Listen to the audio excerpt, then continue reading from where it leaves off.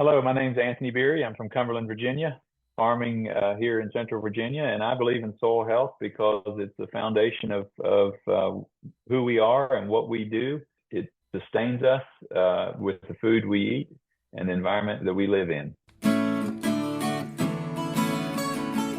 Hi, everybody. I'm Jeff Ishii, and it's my pleasure to welcome you to another episode of For the Soil, a Conversation. Our co-host, Eric Benfelt, is not with us today. He'll be back in the very near future, but we also do have my co-host, Mary Sketch Bryant. She'll join us in just a moment. But before we get started with today's program, I just wanted to say thank you for all the positive comments about the new video. Yeah, the new video, We Are For the Soil.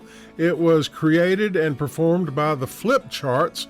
And that video, if you have not seen it yet, it is available at our website, forthesoil.org. That is the digit 4, thesoil.org. And just scroll down there and you will see the brand new video that just came out earlier this year. It's called We Are For the Soil. Thank you so much for your positive comments, and also thank you for the help of the Flip Charts. They did such an outstanding job creating this video. Once again, you can see that new video at forthesoil.org. Now let's get to today's podcast.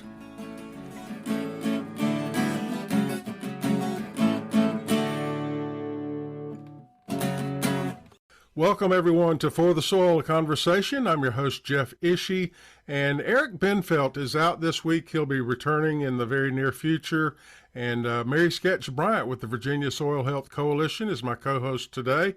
Mary, good to see you again, and would you introduce our special guest? Thanks, Jeff. We're excited to have Anthony Beery with us today. Anthony is currently a farmer in Cumberland County, where he owns Beery Farms with his family. He is also the recipient of the 2024 Carl Luebben Soil Health and Water Quality Award for his work on his farm and within the farming community to promote soil health, educate others on soil health, and do that on his own land.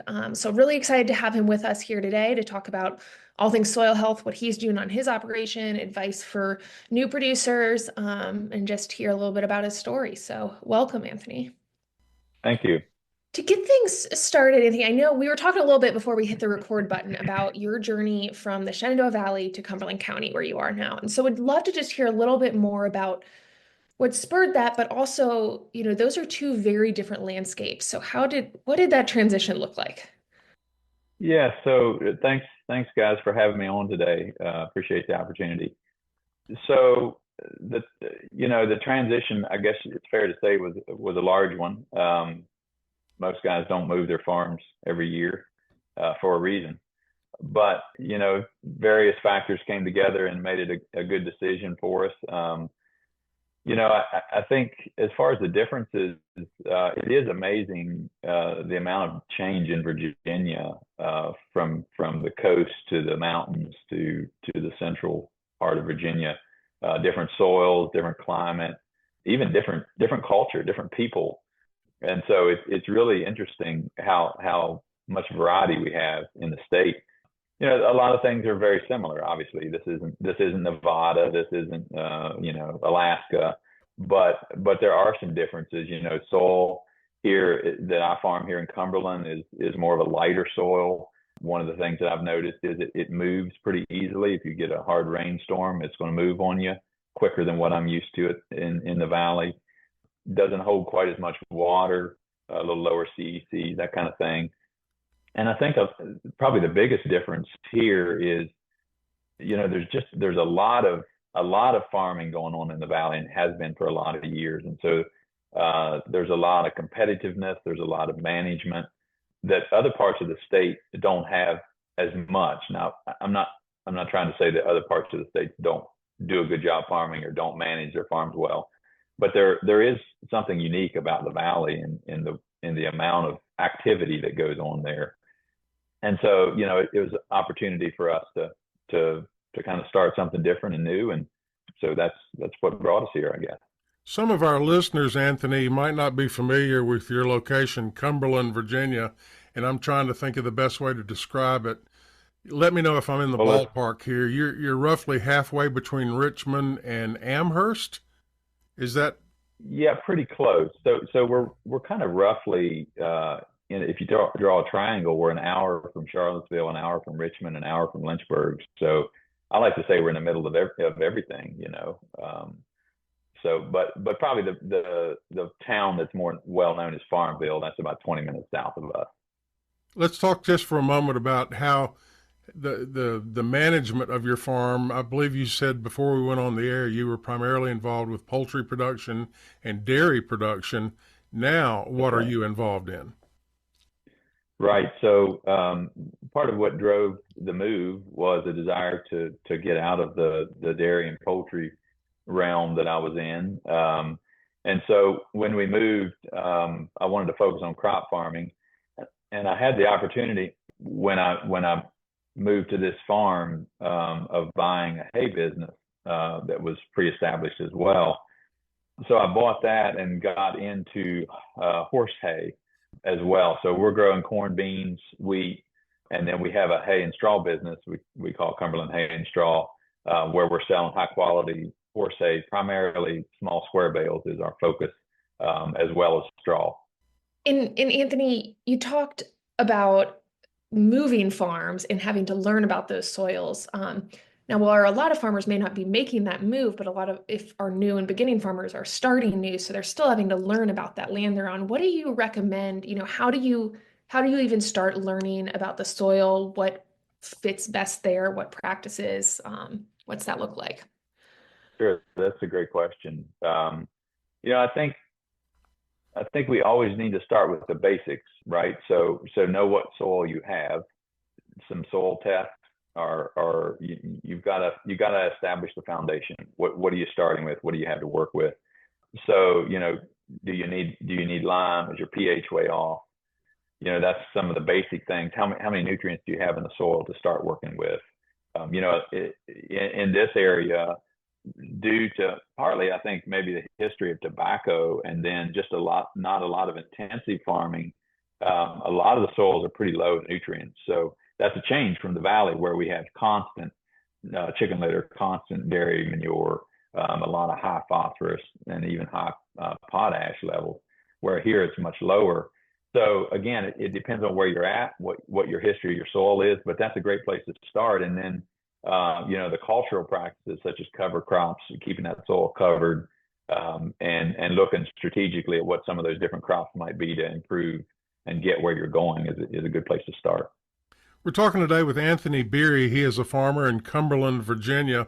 He is also a recipient of the 2024 Carl Luebben Soil Health and Water Quality Award. And Anthony, I was there when you were presented with that award, and that was a room full of people who were very interested in some things that you had to say. You were sharing about soil health. Let's kind of go back to that conference. That was in December in Weir's Cave, Virginia. What was your message to that audience? It was called the Farm to Table Conference, but what was your message to that audience about soil health? Well, I think maybe one thing I would try to say to folks is that soil health is attainable. You know, there's a lot of talk about soil health and there's a lot of activity about soil health, but it can be overwhelming, and it can be to me. You know, even though I've been down this road for a long time, there's just a lot that's going on in this realm, and I think so. I think, you know, to encourage people that are starting out, that are beginning, that you can make significant difference in what you're doing in your soil, in your soil health.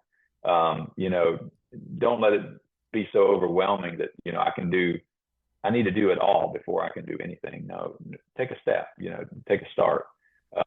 And I think that would be one of my big points. Soil health is attainable. I love that. And it ties in a lot with the four core principles. And I think why we like pushing those is because I think in the words of Chris Lawrence with NRCS said this is, you know, soil science is complex. The messaging doesn't have to be. And so, you know, there are these four pretty simple principles that you can use as reminders. So looking at one of those, which is minimize disturbance, I was reading, Anthony, this may have been from a few years back, an article about you, and was talking about compaction and how that was really kind of a turning point for you. And Chris may have been involved in that story too. But if you could just talk a little bit about what that looked like and how that impacted your management practices. Yeah, I'm glad you brought that up. Chris Lawrence definitely was involved in that. He was an extension agent back in Harrisonburg area at that time. And that's a good story because it really launched us, and I was farming with Dad at the time, really launched us on no-till and no-till practices by accident, so to speak. And what I mean by that is we were doing tillage based on compaction problems that we had. Thanks to Chris Lawrence's field day that he had on our farm, we were learning about compaction, how to limit it, how to mitigate it, and so it changed what we did as a farm. So we were hiring at that time custom manure haulers to come, and they had road tires on their trucks. This is before a lot of the flotation had come in, and so we were having compaction issues. So we were actually ripping the soil to get this compaction out, which was what it needed. I mean, that was a good practice as far as it went. But once we kind of discovered, well, what if we don't compact the soil? If we change our equipment, we don't have to compact the soil. We don't have to then till it. So why are we tilling it? It's not just a recreational activity. We're doing it supposedly for a good reason. So it kind of started us down that road. And then once we stopped the tillage, we started noticing some other benefits of soil health and structure, and all those things come to pass. So it's an interesting story how we kind of happened into it, I guess. We've got about 3 or 4 minutes remaining in this episode, and we're talking with Anthony Beery in Cumberland, Virginia, and Anthony has agreed to a part 2 of this podcast, and I've got several questions, Anthony, about soil compaction. I'd love to explore that topic a little bit further, but one thing in this final couple of minutes in this episode is about people who inspired you. Do you have any particular mentors that, as you were coming up as a young farmer, that you kind of said, that's pretty smart. I want to do it the way they do it? That's a great question. I don't have particular guys, like Gabe Brown, for instance, that often comes up, or things like that. I've learned from some of those guys. But I think to go further back, I would really have to give credit to my dad, because while early on, we weren't no-tilling, that wasn't on our radar. That wasn't what we were about.